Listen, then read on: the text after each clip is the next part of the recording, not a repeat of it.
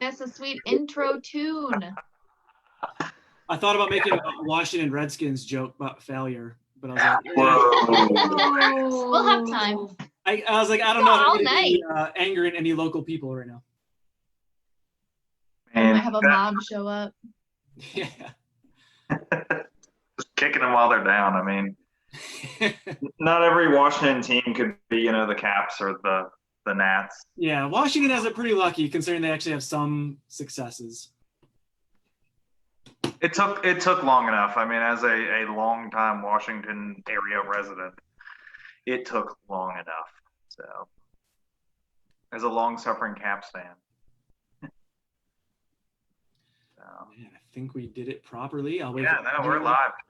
We're good. Yeah, we're on. I just shared us out to the Heritage Areas page. I think people heard you talking trash on the Redskins. Yeah, they heard you talking trash on Redskins. Now we've got 8 million viewers, all wanting blood. Hey, maybe we should do a sports-themed History on Tap one night. That'd be fun. Oh, okay, that could be fun. Okay, yes, I'm in. I could do sports. I figured out sports that I can talk about. Took me a minute. All right. Well, I think we've given enough time for people to kind of tune in here. So thank you all for joining us tonight. This is the most current installment of Historians on Tap.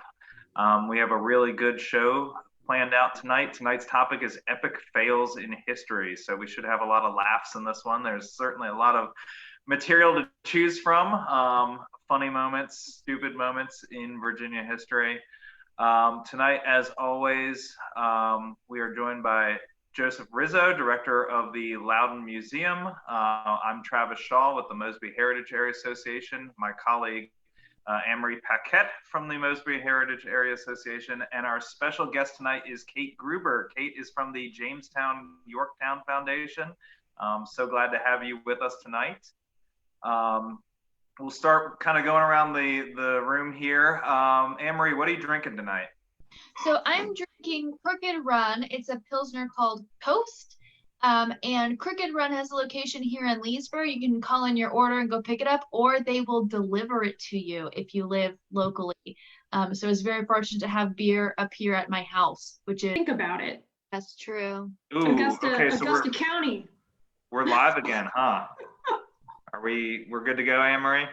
Give it a hot second. I was just still had a loading bar, but I think we're good to go now. Okay. Yes, part of the theme. This is part of the... That's right. We had our own epic fail this evening. We were booted off Facebook, but we are back, hopefully for real this time. And I think we got kind of the theme of the evening. So I think we got cut off in our introduction. So real quick, I'll go around the room again. Again, my name is Travis Shaw with the Mosby Heritage Area. I'm going to be talking about a failure of a 19th century canal company here in Virginia, and I'm drinking Batting 1000 from Beltway Brewing. Anne-Marie, what do you got? I'll be talking about Elijah Hobart. His story, it involves everything. Sharpshooters, snow, a canal, the 4th of July, just all kinds of fun things in his series of unfortunate events style life during the Civil War. And I am drinking Coast by Crooked Run Brewery. Joe Rizzo, director of the Loudoun Museum. What do you have for us tonight? I am going to talk about the failed Washington Peace Conference of 1861. Just so you know, it does fail, and then there's a Civil War after. That's how you know it failed so badly. And I will be drinking Wraith by Vanish Brewery. It's an awesome wit beer. Vanish Brewery is in northern Leesburg. Great. And our special guest for tonight is Kate Gruber from the Jamestown-Yorktown Foundation, and she has a lot of great stuff for us this evening. What do you have, Kate? Well, I keep trying to talk about the Knights of the Golden Horseshoe. But while doing that, I am also trying not to drink an entire growler full of Semester Abroad, which is a really great porter by the Virginia Beer Company here in Williamsburg. Great. So since we're already a little behind schedule here, we're going to jump right into Kate's story. So tell us about the Knights of the Golden Horseshoe, finally.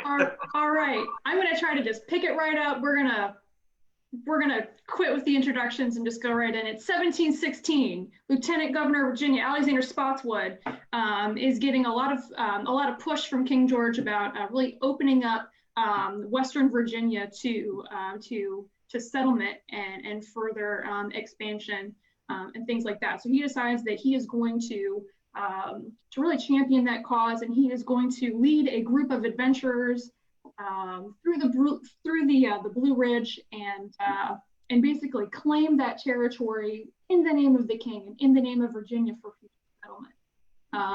So this is a really, really popular story that people really love in Virginia. And it basically goes like this. It is August 29th, 1716, and about 50 guys meet up in Germanna. About 15 of them are actually Virginia gentry. So these are your William Byrds, who I had a little list of people who are actually supposed to be on this expedition.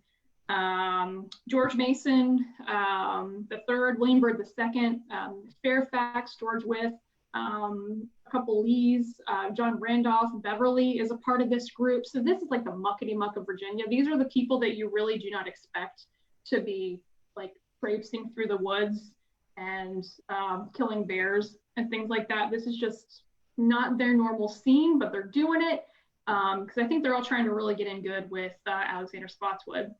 So that's about like 15 of these guys out of a group of about 50, which really means what? That the rest of them is their entourage. They're carrying their stuff. Exactly. So by entourage, I mean, this is a pretty amazing contingent of, of enslaved men and boys that are basically there, carrying all of their stuff. And when I say carrying their stuff, this is what I mean by stuff, guys. So we're going to get into that in a little bit. But basically, these guys lug a mobile bar of top shelf liquor through the mountains and have a pretty incredible time doing it. So the first night that they meet up and travel, like the first 14 miles of their journey, we know that they sat down, they had a great supper, and they drank really good punch. And we know about that because the official journal keeper of this expedition is a guy named John Fontaine, and he had been hanging out with Spotswood for a while in Williamsburg. You can read a couple of years worth of this guy's journal online. A lot of it has been digitized. That's a lot of fun. If you need a drinking game by yourself and you want to drink when the Virginia gentry drinks, read this online. Take a shot when they take a shot. You'll be fine. You'll get through quarantine just fine. So he writes about this journey. And so basically from about August 29th through the first week of September, these guys are just, they're not even really blazing a trail. They are following old Indian paths. They actually have some rangers. They have about 8, I think, rangers with them. They have 4 Indians with them. So it's not like they don't know where they're going. It's not like they're blazing a brand new path. But they are going through the woods. And Fontaine is really, really upset because all they seem to be doing is killing rattlesnakes, killing bears, and trying not to get killed by said rattlesnakes. That's like their life for a week, and no one's super happy about it. So what do? They drink. They eat, they drink, they wake up in the morning and say, my head hurts, and they don't start doing anything until like 10 a.m. in the morning. So this goes on for like We've all been there, come on. Yeah. What's that? We've all been there. We've all been there this week. Absolutely, absolutely. I think the most, Fontaine gets really upset at one point because he says that they go through this impenetrable mass of brambles and they have to cut their way through it. They're not the ones cutting their way through it, but their clothes are torn, and I just feel so bad for these guys. And I don't want to say that they're all like delicate little gentry guys, because I know that like Byrd and Beverly, they've been on these expeditions before. Spotswood, of course, has, but the way that Fontaine writes it, it really makes it sound like they're just really a bunch of delicate guys going through the woods.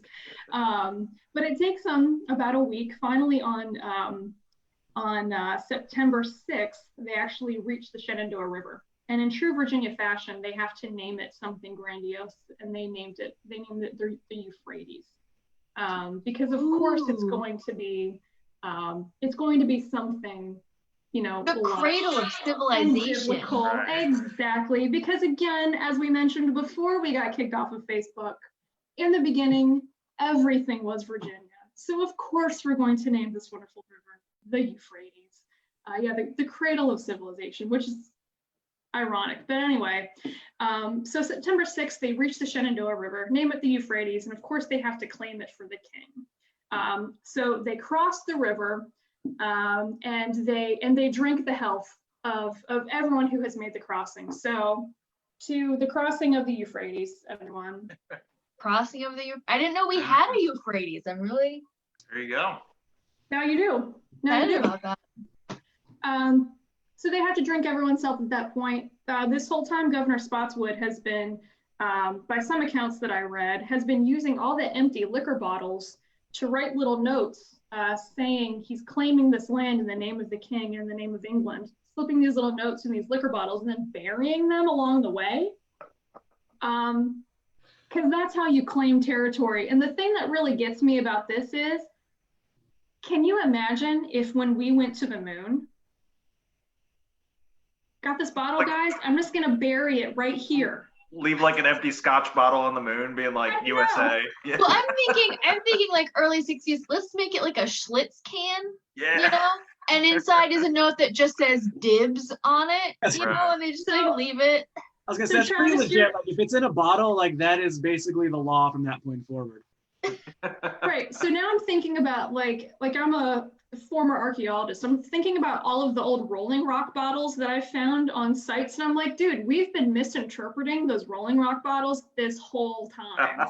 It's just really people claiming, you know what, this is Kate's now. Yeah. Burying that. So they're burying these bottles, and that takes place again when they cross the river.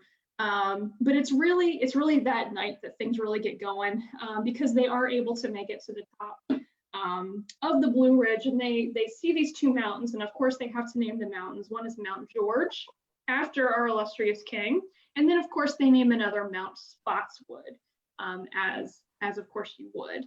And here I'm going to read a little excerpt from the evening of September 6th. This is from Fontaine's journal, where he says, on the 6th, we had a good dinner, and after it, we got the men together, we loaded all of the arms, and we drank the king's health in champagne and fired a volley. So, to the king. The king. Wish I had my musket loaded right now. I could like fire. That's the sound effect we really should need. So, the princess's health in Burgundy. So, imagine this is nice little Burgundy here Princess. for you. I think smaller steps here. Okay, fire a volley, and all the rest of the royal family. I like how the princess gets one and the king gets one. Everyone else is like, and everybody else. Fire a volley. So the rest of the royal family, they drank too, using, excuse me, one more. The governor's health. Oh yeah. Yeah, throw the governor in. Governor, why not? Okay, so they drank to everyone else. Says we had several sorts of liquors: Virginia red wine and white wine, Irish whiskey, brandy, shrub, 2 sorts of rum, champagne, sherry, punch, water, cider, etc. So this is one night at the top of a mountain. People had to lug all of this stuff up this mountain for these guys to get completely hammered, claiming this land for king and country. They spend the night, they wake up the next morning, they are back at Germanna in like 2 days. So all in all, from Germanna to it's like Elkton, and then back to Germanna, it's like, well, I think it's like 60 miles one way. They managed to take like a week or like a week and a half to get there. And then they take 2 days coming back. They're like, all right, this is done. So did they run out of Spotswood, liquor? Is that why they were moving so quick? yeah, see, that's what I think. I think they basically just got up there, ran out of booze, and thought, well, this isn't fun anymore, and then turned around and left. But Spotswood sends those rangers, basically, you guys go look over there. We're going home, but you guys go look over there. So here's why this was my story for epic failures. So many people claim that Spotswood is responsible for just opening up the West. And that's originally what Spotswood said he wanted to do. He said that he wanted to set an example and basically bring together a group of men that could entice the rest of Virginia to go out west. So much so that to commemorate this trip, he gave them all these cute little horseshoes made of gold. Some of them were encrusted with jewels.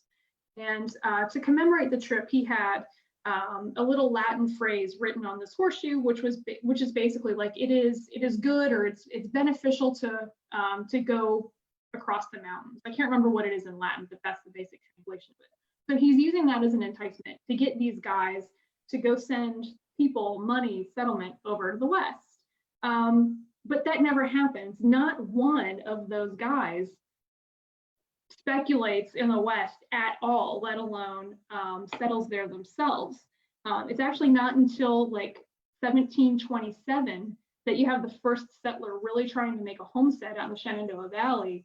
And that's actually a guy who's immigrating from Pennsylvania. He's German born and moves into the valley from Pennsylvania. And it's really not until I think Governor Gooch really starts getting people excited about the West that even really ramps up into like the 1730s.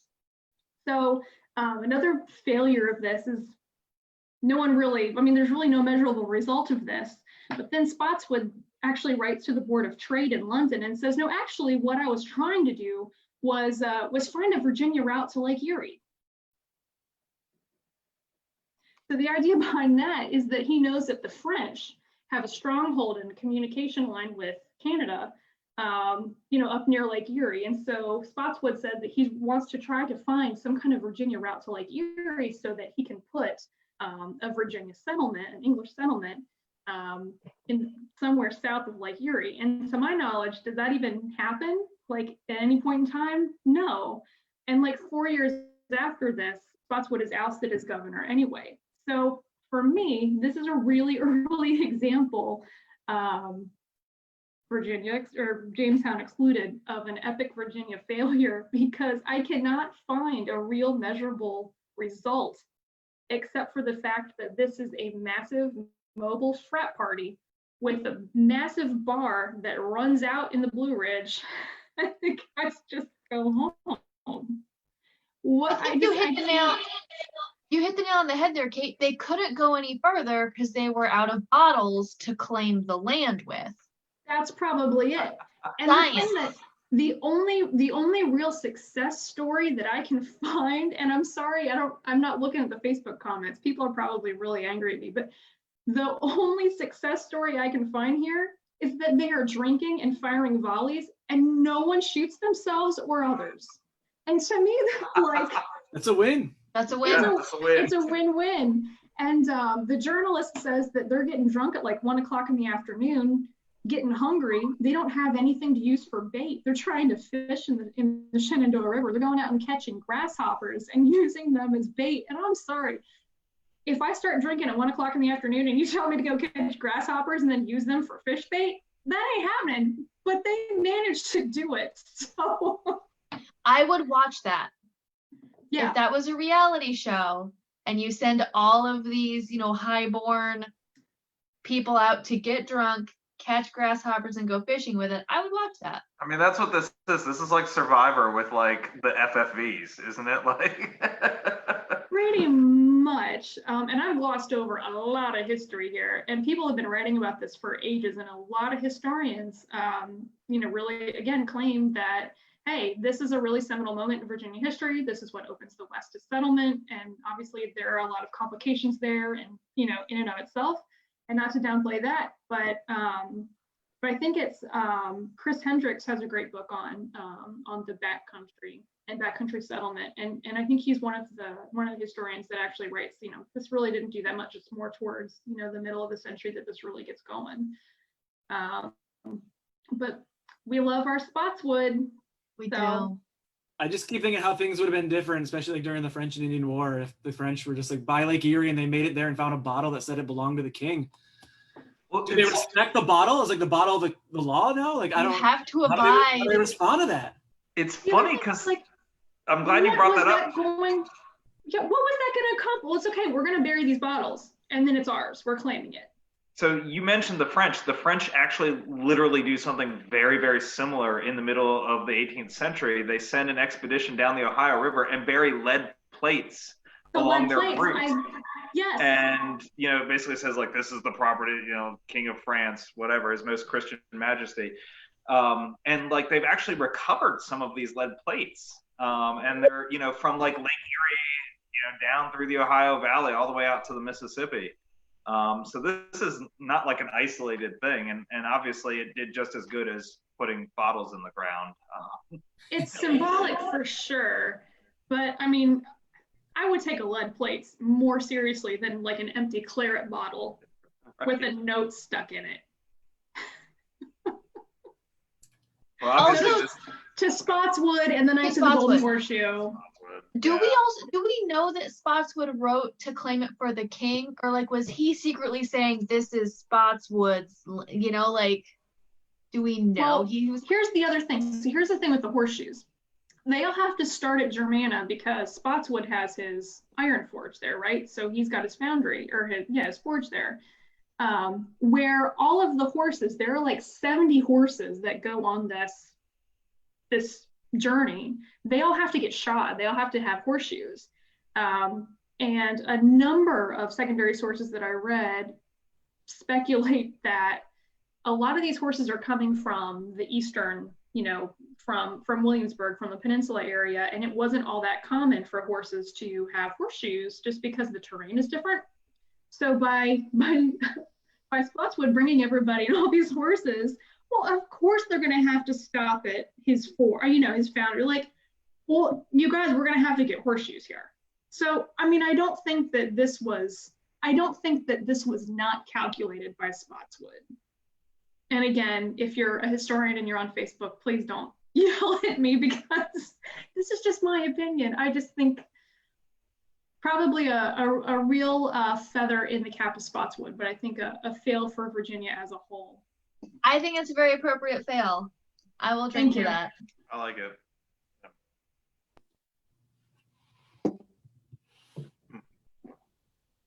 All right. So I guess I'm up next. We're moving on into the early 19th century. Specifically kind of the decades of the early republic, 1800s, 1810s, 1820s. Huge time for internal improvements. We think of it like the National Road, taking people out west, the Erie Canal, the C&O Canal. Even right in our own backyards, we have the Ashby's Gap Turnpike that appears in the first decade of the 19th century. So a part of this that, we kind of basically, Loudoun County, our area where we're at now with the Mosby Heritage Area, does not want to get left out of this era of internal improvement. And so you see a lot of groups get together, a lot of wealthy planters and businessmen getting there, putting their heads together, figuring out how they can cash in on this movement. How can they bring internal improvements to their neighborhoods so that they can make money off of them? And this leads to what was grandiosely described as the Goose Creek and Little River Navigation Company. This company, as it becomes known, has its origins in the 1830s. A group of local planters and businessmen will meet in Leesburg at what was the Laurel Brigade Hotel. The building is still there. And it's really a who's who of the local gentry. The two main driving forces behind this company are Charles Fenton Mercer. He lives down in Aldie. He's a congressman. He runs the largest milling complex in the area. War of 1812 general. I mean, this guy is the most prominent political citizen of the region. In addition to that, he's also the first president of the C&O Canal, and he serves on the Congressional Board of Roads and Canals. So if you're going to build a canal and have a navigation company, he's a good guy to have on your side. Really interesting individual. He's one of the founders of the American Colonization Society. So he's involved in a lot of different causes in the 1830s. His right-hand man in this project is going to be one of his neighbors from a few miles up the road, and that is George Carter I. He owns Oatlands, one of the largest plantations in Loudoun County. He's the great-grandson of King Carter. So, with that name comes a lot of money and a lot of political clout. He's one of the largest slaveholders in the county, one of the largest wheat growing operations in the county. He owns his own mill along Goose Creek. So obviously he's got a business interest in this company as well. And the idea behind this Goose Creek Canal Company is they're going to build a canal from the Potomac River, and they're going to bring it, basically make Goose Creek navigable to ships, to canal boats from the Potomac River to Aldie, in the very southern southeast part of Loudoun County. It just so happens to be where Charles Fenton Mercer's milling complex is. Overall, it's a distance of almost 20 miles. And the idea is, not only is Mercer's mill there, Carter's mill is there, but you've got about 24 other mills in the area. And if you can build this canal, you can get flour and grain up to the ports in Georgetown, in Alexandria. The turnaround time is going to be a matter of hours rather than a matter of days, and these guys are going to make money hand over fist. But there are problems from the start. Of course. Get to the problem. Get to the problem. Get to the fail. Yeah, this is what we want. This all sounds too good. At this point, they end up in Lake Erie. 1830s. The state of Virginia is willing to front some of the money for this improvement, but the investors have to raise $40,000 to get this project off the ground. $40,000. I've tried to check what that would be in today's money, and I got a lot of different answers, but it's going to be in the millions. It's raising millions of dollars in 2020 money to get this project off the ground. That's made even harder because in 1837, we have one of the greatest financial panics in American history. The Panic of 1837, which actually, ironically, is partially brought about by investments in these kind of internal improvements and kind of the speculation that goes with it. That's going to lead to 7 years of economic depression. So $40,000 is not easy to come by in the 1830s. At the same time that they're trying to raise this money, we have a whole nother force that is entering the local economy, the transportation networks, and that is the railroad. Railroads are starting to pop up. We have the B&O Railroad in the late 1820s, and railroad building takes off like a rocket in the 1830s, 1840s, 1850s. So as they're planning this canal, it's already on the cusp of becoming obsolete. And to make matters worse, George Carter, the number one guy in this, he's the president of the company. He dies in 1846. So it's going to take them 15, 16, 17 years to raise the money to even break ground on this canal. And as I said, by the time they put a shovel in the ground, it's already pretty much yesterday's news. Nobody's using canals anymore now that railroads are becoming, the main source of transportation. That was the principal thing. 1849. It takes almost 20 years for them to get this together. And of course, when they break ground, they decide they are going to call in the best guys that they can to put this canal together. It's going to be surveyed by a guy named William McNeil. William McNeil is the foremost engineer in America. He's West Point trained. He's surveyed the C&O Canal. He surveyed the James River Canal. He surveyed the Baltimore and Ohio Railroad, the Kanawha Canal out in West Virginia. So he's like the most expensive guy you can get, and they pay for the best. They get the best guy to survey the route.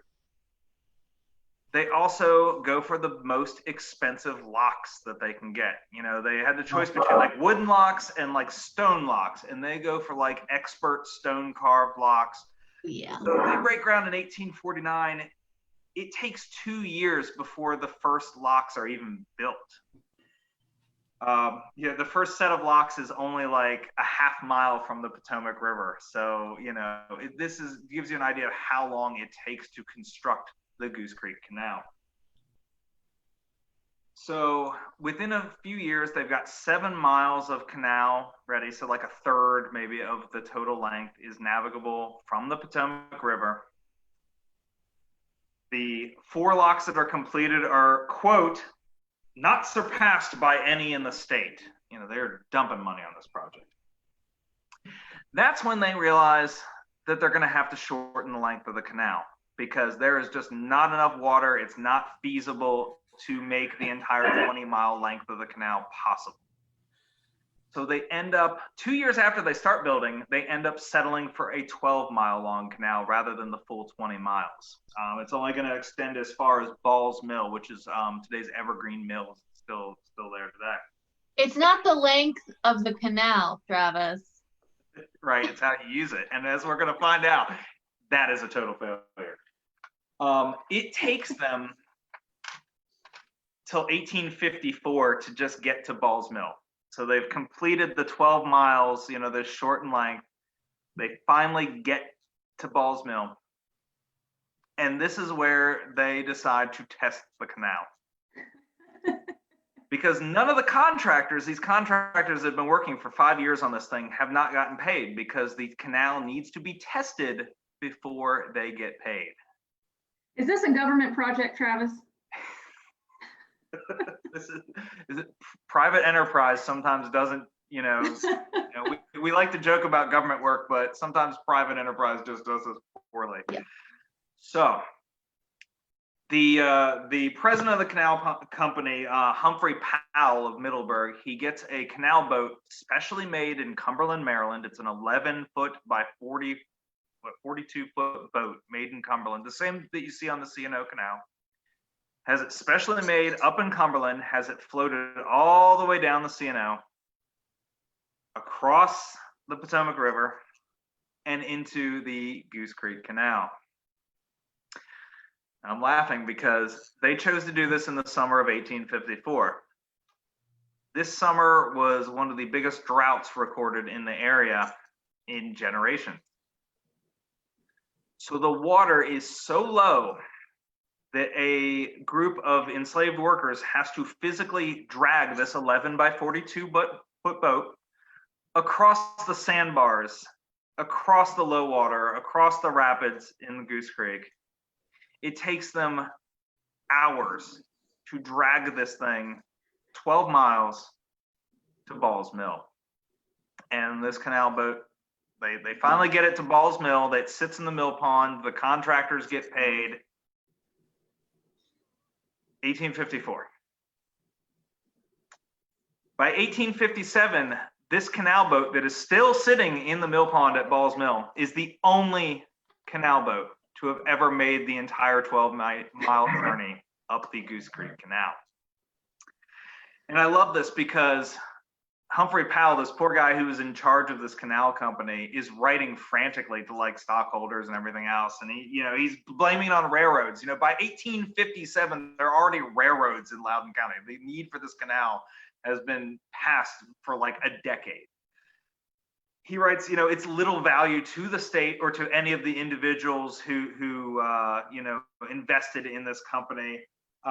He finally that year closes the books, dismantles the Goose Creek and Little River Navigation Company.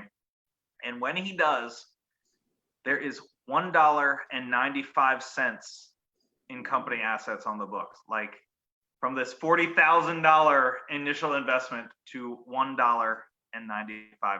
And I think that combined with the fact that only one boat ever made the full journey makes the Goose Creek Canal an epic fail. Epic fail. Very epic. Who would have thought water was necessary for a canal? One thing I will say that was not an epic fail, and to the credit of these guys, is you can actually go and visit the locks of this canal. They are still there. So that's a testament to, they spent the money on the stone locks. They cashed out. I'm glad they went with the legit locks, not the wooden ones. Yeah. Thanks, Yeah, thanks, guys. Kephart Landing Park, and just east of Leesburg, you can actually walk down and see, the canal locks that are still in existence. And supposedly, for many, many years, you could see the ruins of the canal boat sitting in the old mill pond. That's what I want. I would have loved to have That's seen. what I want. Was there like a celebration when the boat was dragged to it? It doesn't really sound like it. I think they just People kind of realized at that point that they just pulled up and it was someone with a trombone. Yeah, the trombone was actually invented at Ball's Mill when the canal boat got there. That's actually how those 4 notes actually came to be. One note for every $10,000. Yeah. Just unbelievable. And the thing that, you read about the history of other canals, even the C&O Canal, which, obviously was a much larger undertaking. It was never really kind of the financial boon that people thought it was going to be, and even by the time it's completed, the railroad has really taken over. These guys should have known better. You don't break ground until 1849. You should have known before they put that shovel in the ground that this was not going to be, not going to be the wave of the future. And it sure wasn't. Literally the wave of the future. Man, I will strike 2, Anne-Marie. I don't know if I feel really sorry for those guys, or Travis, if I'm like you should have known. I don't feel sorry for you at all. You should have known. You had so many signs.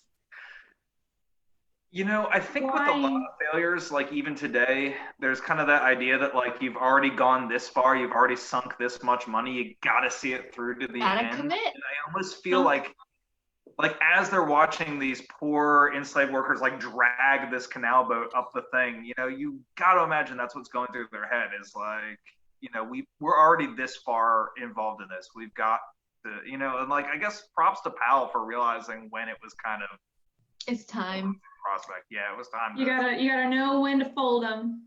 That's I would love it if the train just rolls right by them while they're just slowly away. And I was oh man.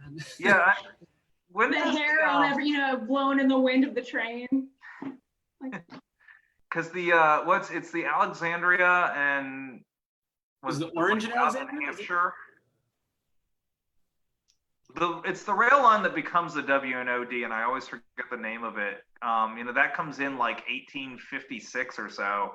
So it's a while they're working on this. And then there's obviously other rail lines in the area. The Baltimore and Ohio is over on the other side of the river. It was, it's like buying a video rental franchise in 2005. Why would you do this? It's investing in Blockbuster. Yeah, Blockbuster's stock is so low. Yeah.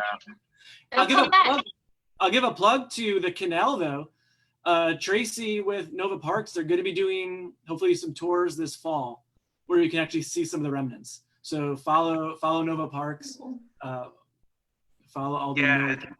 Another great Nova Parks connection, the Aldi Mill there, that was the whole reason why this thing was being built, was to get flour and grain from this mill. So definitely check that out if you get a chance to, once we start opening things back up.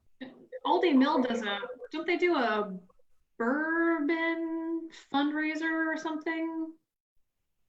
If they don't, they should. I feel like it's Aldi Mill. Yeah, I'm sure Tracy and Rich are watching. Get some bourbon in there. Yeah, they definitely, they used to do a whiskey tasting, yeah, that's right. Tracy, back me up. We should do boat races on the old canal.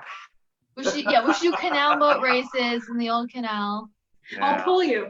Yeah, we'll get Kate to pull everybody. It'll be a lot of fun. You get a golden horseshoe if you win. I claim this canal in the name of Travis Shaw. Yeah, we'll bury our empty bottles along the canal line.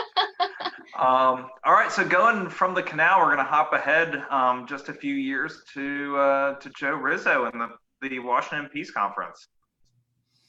Yeah, just a few years after that, I mean, the failures continue to roll in, and failed canals is not the only problem going on in Virginia.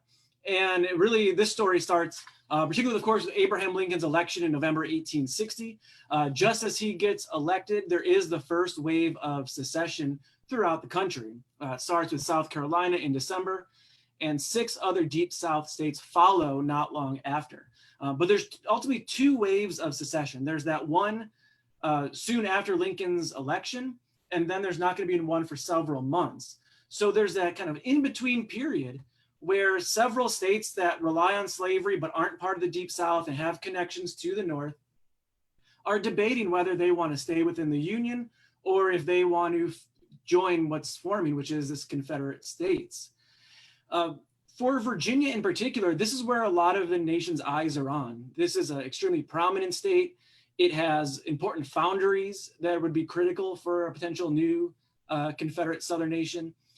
There's also a lot of prominent lineage here. The Virginia dynasty, the ties to the Revolution, that means a lot to a lot of Virginians. So there is a lot of division over whether they should secede from the Union, whether they absolutely should stay, or whether they should wait and see what happens to see what maybe compromises could be made and how things play out. So during this winter, in between the kind of 2 waves of secession, people are looking for a potential compromise. And compromise had been the way that the country had stayed together up to this point for decades. The Constitution compromises on slavery. 1820, the Missouri Compromise, 1833, 1850, 1854. So, I mean, this is something that people can somewhat expect, at least hope for. And stepping into that void is the former president, now 71 years old, John Tyler.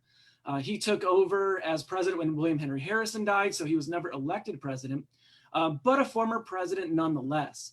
And he went to the Virginia government and suggested that they put together some sort of convention to talk about this crisis with the border states. And the Richmond government likes the idea, but they want to open it up to the entire country. Let's get every state to send representatives. We'll meet in Washington, D.C. We'll go to the Willard Hotel, and we will find a compromise to save the Union. So that is exactly what at least the plan is. Meet in early February, 5 representatives from Virginia go, John Tyler being one of them. And ultimately there's 131 delegates that meet for this unofficial conference to try to find a compromise and save the Union once again. And if you just look at the stat sheet, it's an impressive resume for the 131 individuals who go to this conference. For example, there are 6 former cabinet members, 19 ex-governors, 14 former senators, 50 former representatives, 12 state Supreme Court justices, and of course, 1 former president, John Tyler. And John Tyler gets nominated as president of the convention. And a lot of people view this as, a great way to find potential success, saviors after all. Other people are like, what is going on here? These guys have a pretty good resume, but they're also extremely old. Like, these are all dinosaurs who are being trotted out, probably can't even find their way to Washington, D.C., and they're expected to save the country. So there's a lot of mockery about what now gets called derogatorily old gentleman's convention. Not an endearing phrase for what this is. But people mock the fact that these are old men. Can we shorten that to the OG convention? OG convention. We make that a thing? OGs, a bunch of OGs. So people see that, again, like, these guys are past their prime. Like, they're not going to bring anything to the table. The New York Tribune, for example, describes them as, quote, no more fit to be entrusted with guidance than a bull is fitted to keep in a china shop. Bum, bum, bum, bum. Slam. So the New York Tribune's out. They're not viewing this as a success. A lot of states agree. While there's 131 delegates, and while places like Virginia view this as legitimate possibilities, a lot of states laugh at this. No state that already seceded sends anyone. They've already made their decision. A lot of northern states who are strongly Republican and are excited about Abraham Lincoln's impending presidency, they don't think there's any sort of compromise to be made. So some of them even just send people, one, just for the sake of sending it and to watch out for their state's own interests. So they go and they meet for a few weeks, and no surprise, almost nothing's getting accomplished while they meet. They realize compromise is not very easy when you have two sides that don't see the need for compromise. They do get an audience with President-elect Abraham Lincoln. For James Buchanan, who is outgoing, I mean, this is a run-out-the-clock situation for Buchanan. He wants. Speaking of epic fails, James Buchanan is an epic fail. Yeah. We have a long list of presidents at this point that are some big-time failures. Buchanan as one of them. So he's obviously not going to do anything. Lincoln does get into D.C. This is less than a month before his inauguration. He humors them. He meets with the committee several times. He basically tells them, I was just elected on a platform that protects slavery where it already is, but it's not going to extend into the territories. There is no compromise to be made.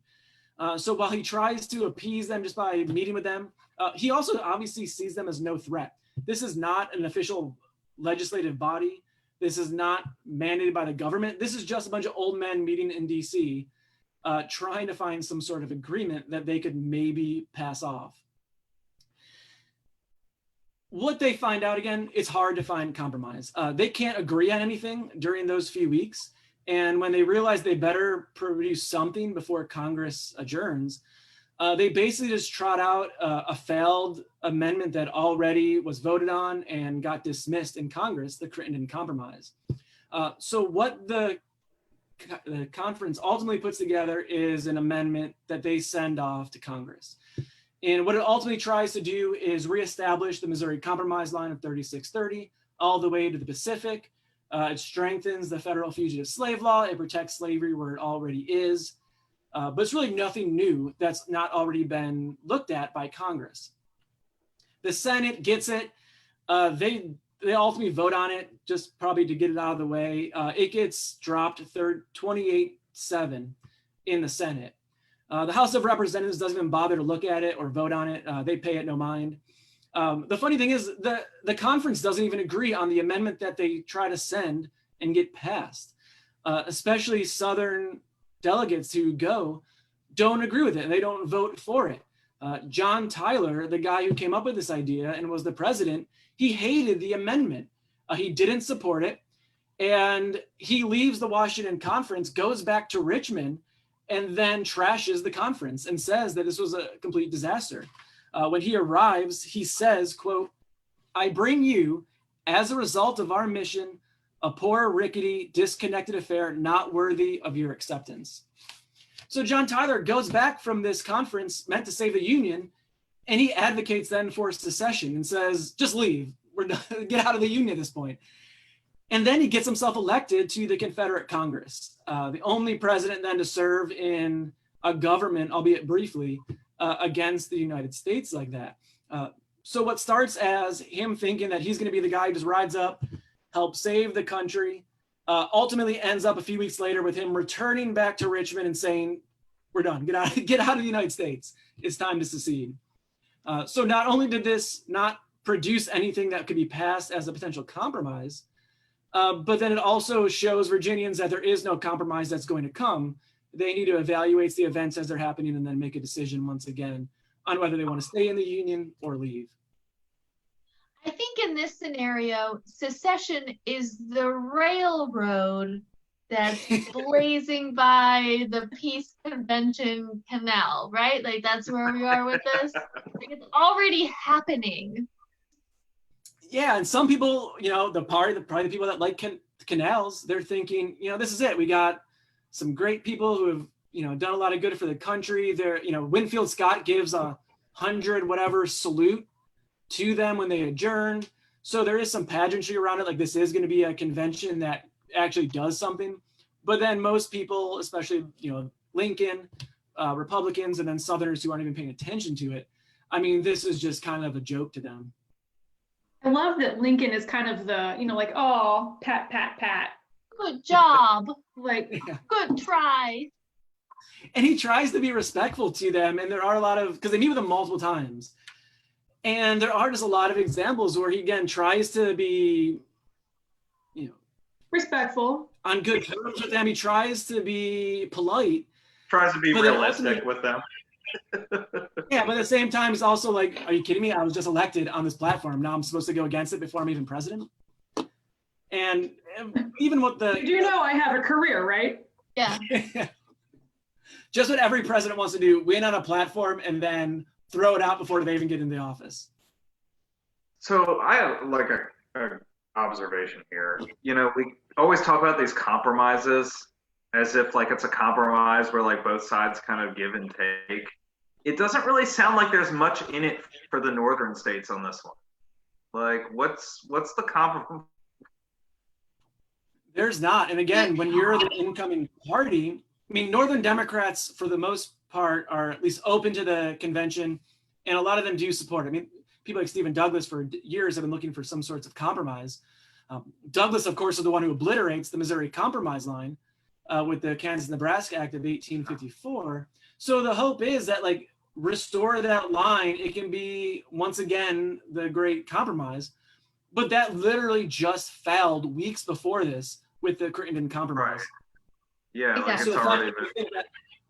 Yeah, so the fact they think they could just basically redo it and pretend like it's theirs, but then add a couple of nothing sections to it that don't really change anything. You can't compromise with an ultimatum. And that's really what secession is, right? Is like, we're not doing this, period. Yeah, and both sides, I mean, you already had 7 states that had left, and they weren't even paying attention. Like, they weren't going to be like, oh, a 71-year-old John Tyler just came up with something like, let's completely go back and throw out the government that we're currently forming in Alabama. This is not. Yeah, it's not like a George Washington okay, boomer. stepping up. It's like, yeah. Okay, Boomer is definitely a good tagline for the Washington Peace Conference. And John Tyler's an interesting figure. I mean, like Anne-Marie in the very first History on Tap we did about pandemics, I mean, you talked about self-medication. I mean, he's a perfect example. He doesn't believe in doctors, so he really just kind of self-medicates. And he has all sorts of intestinal problems. He's got bronchitis. He has dysentery. So he keeps giving himself mercury and chalk and like other like home remedies. So that basically tells you the mindset of the guy who then is the one that is the president of this. Make it to 71 at least. So I mean, there's that. Aren't like his grandkids still alive? Isn't that like one of those weird facts that like one grandson, I think. Yeah, yeah, one grandson at Sherwood Forest. Yeah. Off the Route 5, close to here. Yeah. Yeah, I've trespassed the fair though. It's a beautiful property. It's still private, but I wanted to see it. Harrison. Yes. Wow. Yeah. Well, it's that's actually another really good segue because it's because of that failure to get peace in the country that poor Elijah Fearing Hobart has his own epic fail story. So mine is much more of a personal look. It's a personal failure. And it's also really sad because it's not necessarily a failure of anything that Hobart himself did. It's more of a series of unfortunate events that he lives through during the Civil War. So Elijah Fearing is from Hingham, Massachusetts, in Plymouth County. His grandfather was a Revolutionary War soldier, something that's a very big source of pride for the family. Yeah, cheers. And he becomes an engraver, and he's an engraver in Albany when the Civil War breaks out. And apparently, Elijah is a really good marksman because his immediate thought when the Civil War breaks out is that he's going to sign up a company and join an elite corps of riflemen, right? So he's going to he gets his men together and they're going to sign up. God, what is the name? They become the 1st and 2nd U.S. sharpshooters. And you have to pass a very difficult test in order to even be considered to be part of this group. You have to hit 10 consecutive shots. Are they related to Berdan sharpshooters? Yeah, it's the Berdans, and they become the 1st and 2nd U.S. You're exactly right. So it's Berdan sharpshooters, and to become part of this elite group, you have to shoot 10 consecutive shots in a 10-inch diameter target set 200 yards away. So it only 2,000 men, so dinner plate size, 200 yards away, and you have to shoot 10 consecutive shots in the target, one after the other. Only 2,000 men actually qualify to be part of this company, of which apparently Hobart and his group did manage to pass that test. However, there was a shortage of guns, right? There weren't already thousands of these rifles ready to go. So at first, Verdun had put in order for just some Springfield rifles until they could get another order in. But then while training, he comes across the 1859 Sharps rifle, which is perfect for sharpshooters for a couple of reasons, including, one of which is because it's a breech loading rifle. So instead of standing there and loading your gunpowder down the muzzle of your gun, you can actually load it in from the back, which means you can be lying down, you can be crouched, you can remain hidden.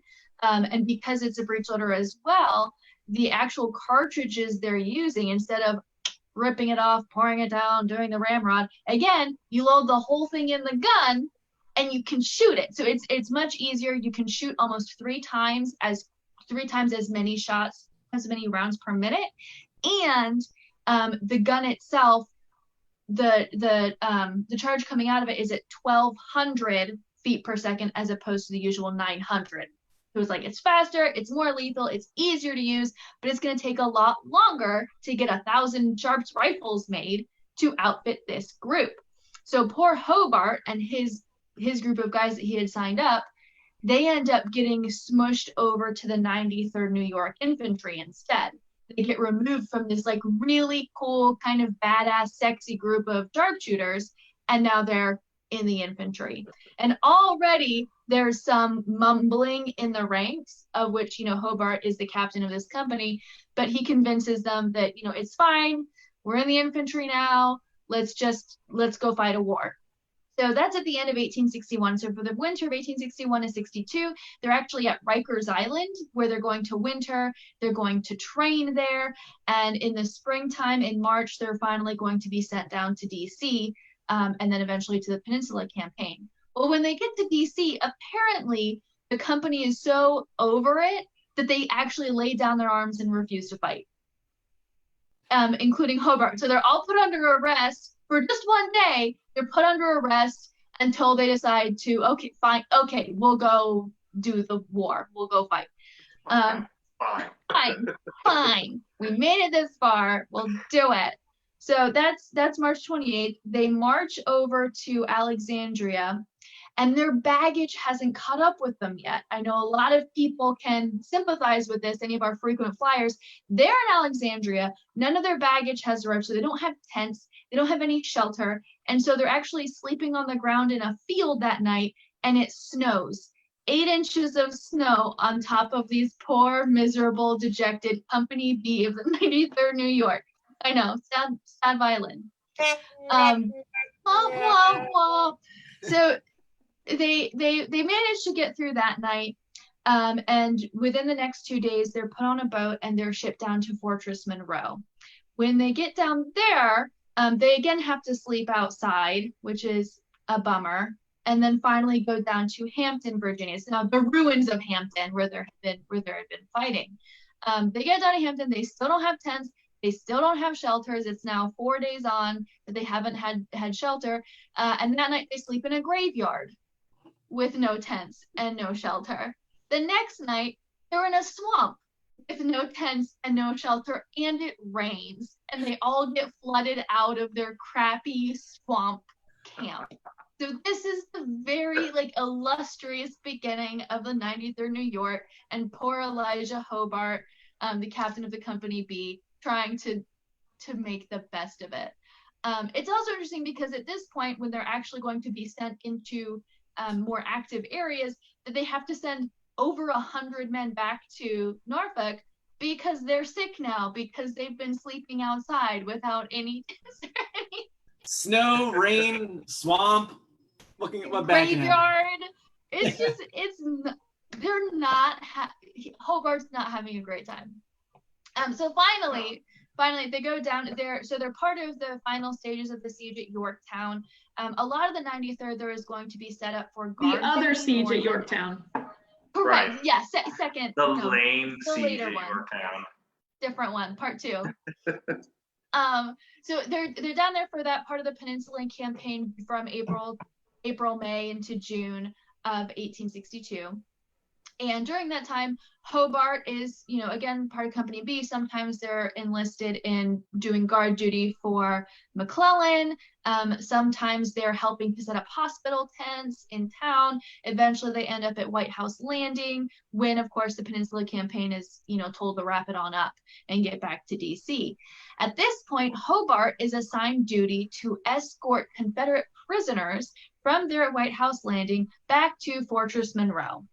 And so he, gets them all together. They make it to Fort Monroe. When they get to the prison at Fort Monroe, he's told, oh, no, actually, you have to take them up to Delaware instead. That's where those prisoners need to go. So we're now in mid-July of 1862. Hobart says, okay, so he takes his prisoners, all the way up there, just outside of Wilmington. And by the time he gets back on July 22nd, he gets back to camp where the rest of his unit is, and he's immediately put under arrest for being absent without leave from his regiment. He was doing his job. So he gets unceremoniously booted out of the army, and ends up going to Washington, D.C., where he goes to work as an engraver for the Treasury Department. He had worked as an engraver before, of course, in Albany. Now he's doing that job again in Washington, D.C. But unfortunately, Elijah Hobart's trials and tribulations are not over. About a year and a half later, 2 years, really. So July 4th, 1864, Elijah Hobart, I know, I see Travis's face, Elijah Hobart decides that he's going to go on a little pleasure boat ride to Harper's Ferry and back for the 4th of July. And so they're using this, canal. And their little canal boat is called the Flying Cloud. And so for the holiday, they have cigars, they have liquor, they have food. They're going to have a fun day out on the water. And some of you in the audience may know what's going on in Harper's Ferry on July 4th of 1864. It's kind of being occupied by Jubal Early, who is trying to push Franz Sigel out of the town so that he can make a move on Maryland. So I don't know exactly what Hobart encounters when he's in Harper's Ferry, but it ends up being his return trip that's the big problem. So he's coming back eastward from Harper's Ferry. He's nearing the little boat. They're a little party, about 20 folks are on the boat, and they're nearing Point of Rocks on the other side of the Potomac. And he gets stuck at Lock House number 28, just outside of Point of Rocks, because this jerk face, Colonel Mosby, has decided to make a raid on Point of Rocks at this very moment that his boat is stuck here in the Lock House. So Mosby and his Rangers are actually making a raid on Point of Rocks, where the Loudoun Rangers are stationed, just a few different Union detachments are up there, as a way to number one, to get supplies. They're going to raid all the stores on Point of Rocks, but number two, to create a hassle to try and take some of the attention away from Early there in Harper's Ferry. So at this point, similar to the failed Goose Creek Canal, the water is low in the Potomac right now, so it's fordable at almost any point. And the Rangers are able to literally just cross the river swimming, like on their horses. And there, you can imagine, there's the river, the canal, and then Point of Rocks. So here Hobart is on the Flying Cloud in between the Rangers and Point of Rocks, the town. And there are a couple of conflicting records of how it actually is that Hobart meets his untimely end, that either he refused to surrender to the Confederates and was summarily shot, or he was just turning to one of his friends and saying, "We're in range, you jump and I'll follow you," and then he gets shot. But ultimately, Poor Elijah Hobart is shot through the head and dies there on the canal boat on the Flying Cloud. And this isn't even a footnote in the Rangers' records of what's going on, because they ride in through town, they loot all 5 stores, they've got fabric and bonnets, they find an eagle cake that was stashed in the headquarters of the Union. Yeah, the eagle cake is a whole other story. And they're gallivanting around, they go home, and all the Rangers have bonnets on their head and they're making fun of it. They're having a great time. They have a great 4th of July. They also, one thing they do note though, is that they've ransacked a canal boat of cigars and liquor and some provisions. So we know that, we know they looted Hobart's poor canal boat there. Hobart himself, they wrecked his party barge. That's not cool. They wrecked his party barge. It was a golden horseshoes level party barge, and then they just hang. So poor Elijah Hobart is at first buried there near Point of Rocks, but then sometime later he's disinterred and he's moved back up to his hometown in Massachusetts. So it's not an epic failure in terms, I think, of the scale of any one thing that happened to poor Elijah Hobart, but in like the kind of Odysseus style journey that he took of one really unfortunate thing after another happening to Hobart. There is one silver lining though. After the fact, his record was amended to write that he was not dishonorably discharged from the Army. So now his official record is that he was just discharged. So he's reclaimed some of the honor from what had happened. Too little, too late. It's a little too little, a little too late. But it's an incredible story, because I think we all have an idea of how much it sucked to be a soldier. And this was one really good example of just how unpleasant and unfortunate it could be. Despite earnestly wanting to do the right thing and going to fight for the Union, it doesn't end well for Elijah Hobart. Hey, you're a great shot. You're going to join the Verdun sharpshooters. You're right. Join the Verdun sharpshooters. Join the infantry. Sleep outside in a snowstorm. Sleep outside in a graveyard. Sleep outside in the swamp. Go escort these prisoners. You're fired for taking too long. We didn't know about it. Go on a pleasure cruise on the Potomac during a wartime. He was just trying to have a good time, okay? Just trying to have a good time. Hopefully that's on his. What happened to the guy he was with? Do you know? So of the 20 people he was with, there were only 1 or 2 others that were killed or injured. Everyone else was able to get off the boat or lay low or whatever it was. And they were stuck there at the lock house because whoever was supposed to be running the lock, of course, saw that there was an engagement going on and refused to just shut themselves in their house, kind of a thing. But there were a few civilians who were injured and killed during the Calico raid, which is what the Rangers called it afterwards. Yeah, a few years ago, we actually did a tour along the C&O Canal and stood at the lock and told that story, which is why I remembered it so vividly. But, you can't make this stuff up. Just that poor guy. Yeah.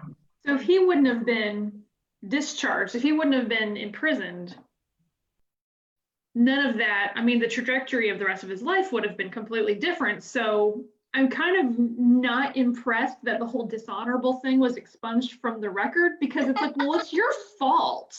He still died. Yeah. It's one of those things that he, it's every bit just as possible if he had stayed with the regiment, he would have died in one of the many conflicts they fought in, but at least he would have died with his boots on or in his, whatever it is. Yeah, instead of being shot down on a canal boat, on a canal, on your party boat, on the 4th of July. Yeah. This does remind me, because everything always circles back in my head to some kind of Monty Python sketch. And I don't know if you guys are Monty Python fans, but yeah, lay it on me. Yeah, this does remind me. It's Eric Idle coming into Graham Chapman, and he says, "I'd like to leave the Army, sir." And Graham Chapman says, "Why?" He goes, "Because it's dangerous." Because it's dangerous. Someone could get it. If there's a big war, a a really, really big war, someone could get hurt. That's right. Killed, sir. Proper killed. It's weird where our brains go. I was thinking Seinfeld the entire time for all these stories, like especially when Kate, you were talking. I was like, I can see Jerry Seinfeld having a skit about like finders keepers with the bottle. That's right. So I do feel like there is a running thread throughout all of our stories, and maybe, yeah, I think for yours too. Like, I think it's ego. Like, there's a massive amount of like, I don't know if it's ego so much in a bad way, or like stick-to-itiveness or tenacity or something that like maybe it's a delicate balance between like being obtuse and being tenacious. Yes. Right? I think that's it. And like what we were talking about before we really got started, the doohickey arundel, like, I've invented this new mortar. It's made of wood. I'm going to fire it. And everyone around him is going, no! And it literally explodes in his face. So it's just like, no, this is a thing, and damn it, I'm going to see it through. And no one else might agree with me, but these are also a lot of manly stories. I don't necessarily want to be that guy, but not a lot of ladies out here blowing themselves up and stuff. I mean, I'm not saying you're wrong. I'm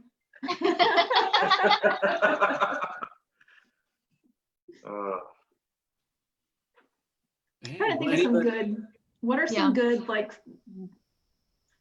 female Virginia epic fails? Typhoid Mary was a pretty good fail. I'll give you Typhoid Mary. Not Virginia, but I mean, if your name's Typhoid Mary, I feel like you have to be a failure. Or unless you meant to do it, in which case you really did a good job. Yeah, in which case you excelled. That's right. Any good questions coming in? No, I think we've repulsed people by all the failure. No questions, Kearney. But yeah, if you have any final questions. We're just putting things in perspective. Like, it could be worse, I guess. I think it's an example of like all of these failures happen, and some of them were more severe than others. You know, like only one of them had the fate of a nation at stake. You know, but the idea that there can be failures in our lives, but we become better known for other things that happen, right? Like hardly anyone's heard of the Goose Creek Canal. However, people know Charles Fenton Mercer. You know, it's something like that. You know, a failure does not define you, even if you're Hobart. There you go. I like that. Uplifting message.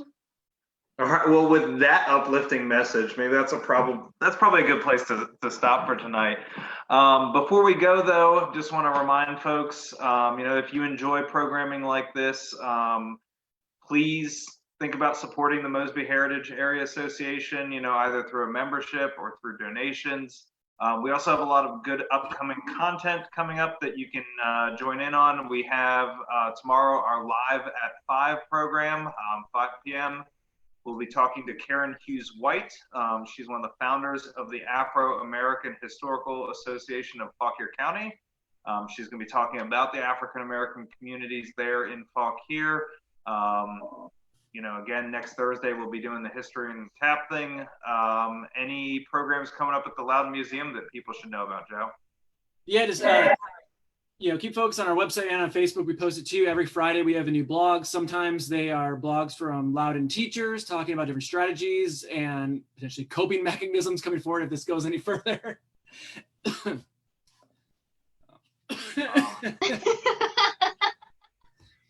Now I'm coughing over it. But yeah, keep focused on the blog. Sometimes about teaching.